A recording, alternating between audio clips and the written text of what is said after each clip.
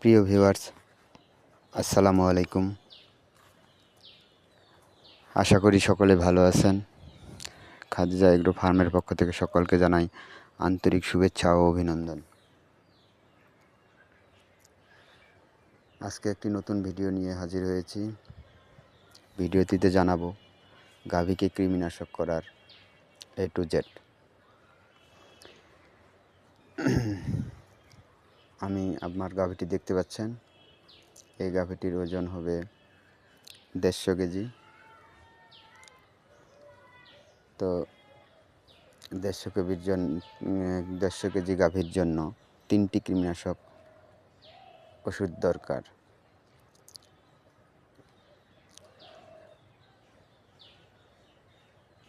এবং এটি আমি যে কৃমিনাশক ট্যাবলেটটি নিয়ে এসেছি এটি একমি কোম্পানির অ্যালটিভেট ডিএস। এটি একটি প্রেগন্যান্সি সেফ কৃমিনাশক। তো আমি আমার 2টা গরুকে দেবো, সেজন্য 3টা ট্যাবলেট নিয়ে আসছি, 1.5 করে খাওয়াবো। আমার জানা মতে এই ট্যাবলেটগুলো অনেক ভালো এবং প্রেগন্যান্সি সেফ। আমি ইতিপূর্বে খাইয়েছি। এই যে এই গাভীটাকে দেখতে পাচ্ছেন, এই গাভীটাকে আমি অ্যালটিভেট ডিএস ডাবল ডেক্সটা খাইয়েছি। তো আমি আবার নিয়ে এসেছি। এই গাভীটি যখন 6 মাসের প্রেগনেন্ট ছিল তখন এই ট্যাবলেটগুলো খাইয়েছিলাম। এই গাভীটির বাচ্চা দেওয়ার 1 মাস হয়ে গেছে, তাই আমি আজকে আবার একে কৃমিনাশক করাবো।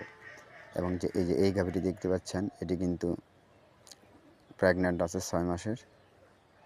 তো একে আমি কৃমিনাশক করাবো যাতে এর পরবর্তী প্রজন্ম নেক্সট জেনারেশন কৃমি নিয়ে না জন্মায়। কৃমিনাশক করার উপকারিতা অনেক। কৃমিনাশক করালে আপনারা যে খাবারটাই খাওয়াবেন সেটি যথাযথ কাজে লাগবে, অপচয় হবে না। অন্যথায় আপনি আপনার গরুকে কৃমিমুক্ত না করলে যা খাবারই দেন না কেন সেগুলো কিন্তু কৃমি শোষণ করে নেবে এবং আপনি যথাযথ ফলাফল পাবেন না। প্রতি 3 মাস অন্তর অন্তর কৃমিনাশক করাতে হয়। এই বাছুরটিকেও আমি কৃমিনাশক দিয়েছি।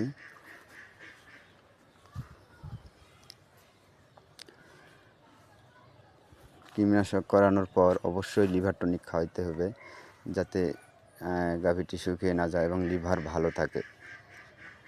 তো আমি কৃমিনাশক করানোর পর এদেরকে লিভার টনিক খাওয়াবো, জিঙ্ক খাওয়াবো। প্রথমে আমি কৃমির ট্যাবলেটগুলো বেটে একটি বোতলে নিয়ে খাওয়াবো, অথবা আপনারা দানাদার খাদ্যের সাথে পাউডার করে এদেরকে বেটে পাউডার করে দানাদার খাদ্যের সাথেও খাওয়াতে পারেন। এই যে আমি ট্যাবলেটগুলো বাটবো, পাউডার হয়ে যাবে তখন দানাদারের সাথে খাওয়াতে পারবেন। সকলে ভালো থাকবেন। ধন্যবাদ সবাইকে। আসসালামু আলাইকুম। আজকের ভিডিও এই পর্যন্ত।